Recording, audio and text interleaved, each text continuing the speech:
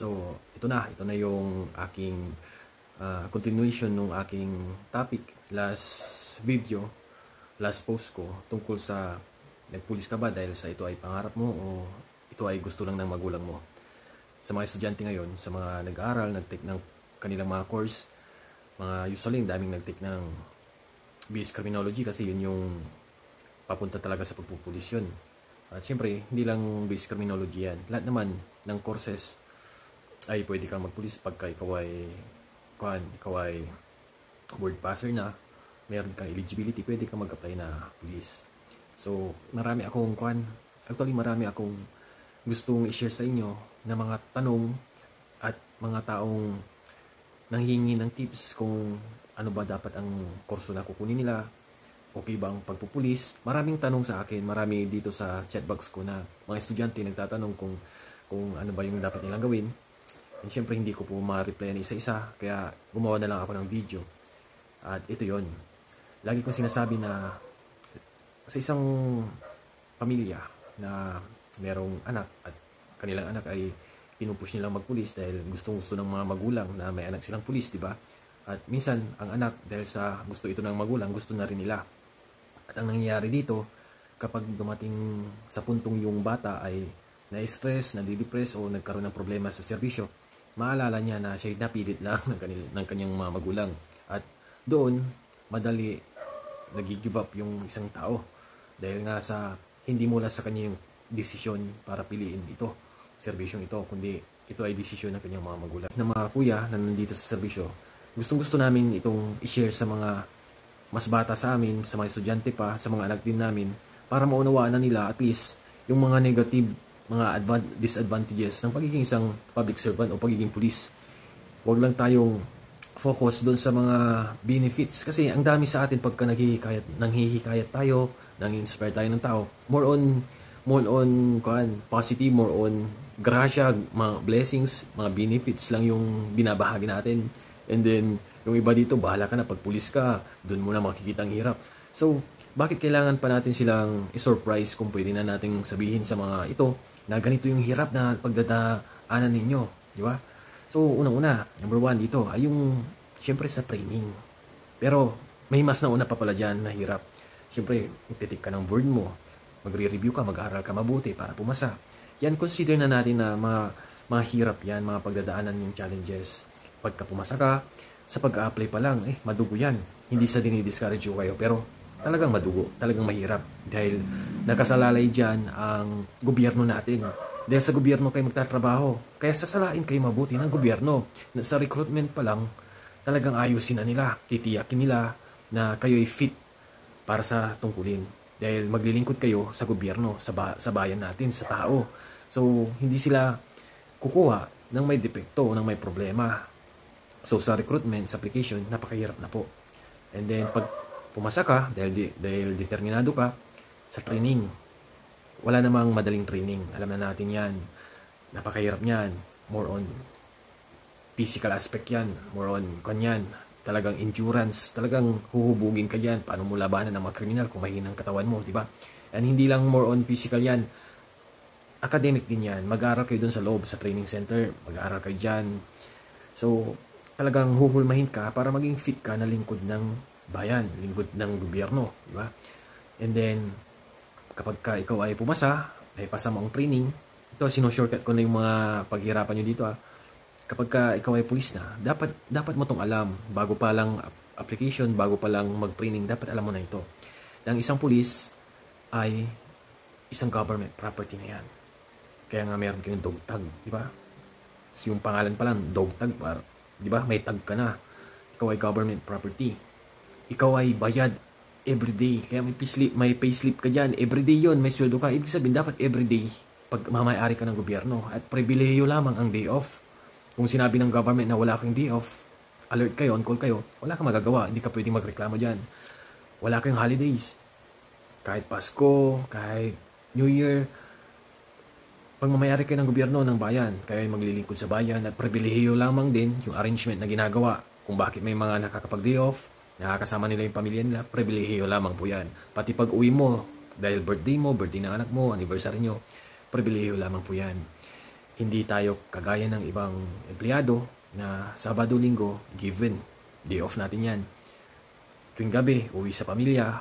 Kahit pagod na pagod ka sa trabaho, uwi ka sa pamilya mo, makakasama mo mga anak mo. Yung mga pribilehiyong yan, wala sa PNP, wala sa atin.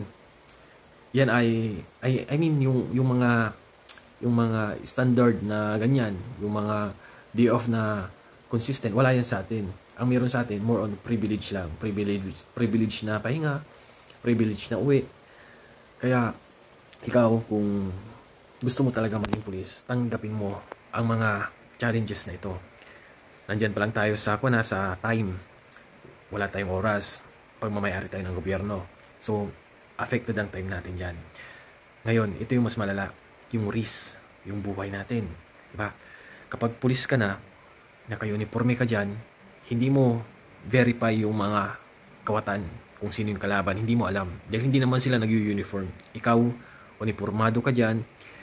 Every time nasuot mo yung uniforme mo, may risk, may danger. Dahil hindi mo alam kung nagkaroon dyan ng holdapan, kidnapan, o nagkaroon ng krimen dyan, tumakbo yung kawatan, nakasalubong mo siya, and hindi ka naka-ready. Dahil alam niyang pulis ka, ikaw ay hadlang sa kanilang mga ginawang krimen, pwede ka nilang paslangin, di ba? Alam mo na yung mga risk pagka ikaw ay pulis. Ang ika nga yung lumang kasabihan, ang isang paa mo ay nasa hukay na. Totoo po yun. Marami ang naghirap sa application, nag-aral ng 4 na taon, nag-training, and wala pang 2 taon sa serbisyo. Di ba? Namatay, nadisgrasya. So, napakasakit kung isipin mo yung mga negative, mga disadvantages ng isang pagiging pulis. Kaya, sabi ko nga, kukunti yung mga milyonaryo, yung mga rich kid na nagpupulis. Kunti lang talaga. Usually, sa training centers, makikilala mo mga classmates mo dyan. Kung may mga mayayaman dyan, kunti lang sila. Mas marami yung nasa average na pamumuhay o yung mas mahirap. Kasi nga, sino ba naman ang mayaman ka na gusto mo pang mapunta sa risky yung buhay mo, di ba? Sino ba namang magulang ang gusto maging pulis ang anak? Hindi mo naman kailangang maghirap, hindi lang mag-duty para sa pera dahil meron na kayo nito, di ba?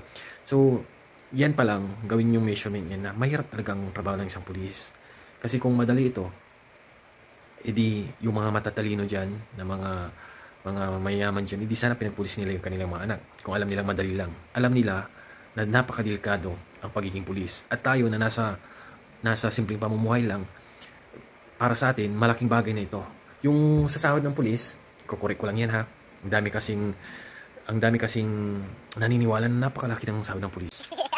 Siguro nga, pagka ikaw ay binata, sapat na.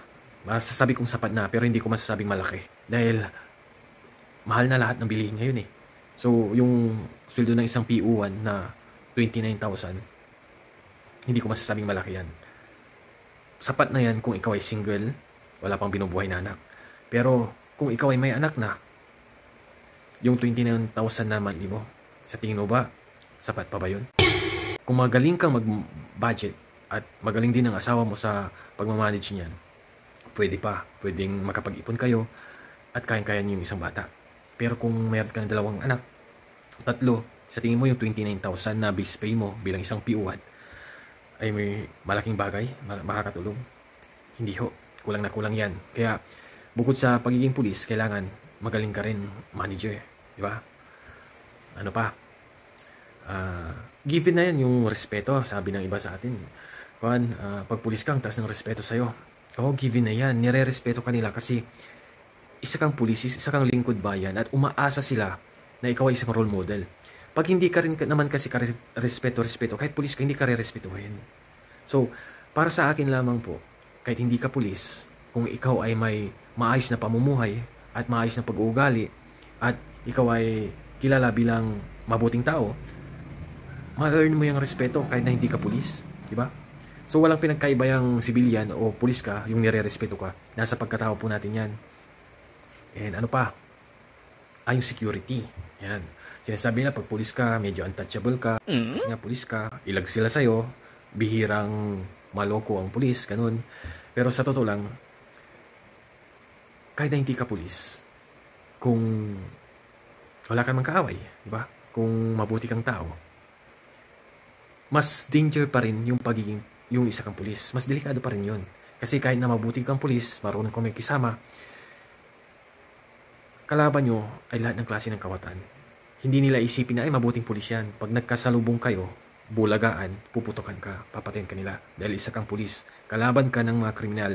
Kahit na hindi yan personal, kahit yan ay kalaban ng iba, dahil pulis ka, kalaban mo yan. Diba? Re-respondi kayo dyan, arestuin mo sila, hindi sila magpaparesto sa'yo, lalabanan ka nila.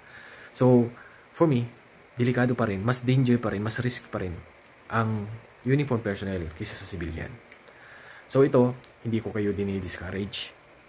Ipinapaunawa ko lang yung mga bagay na dapat alam nyo para kapag pinasok nyo ang PNP, handa na kayo. Diba?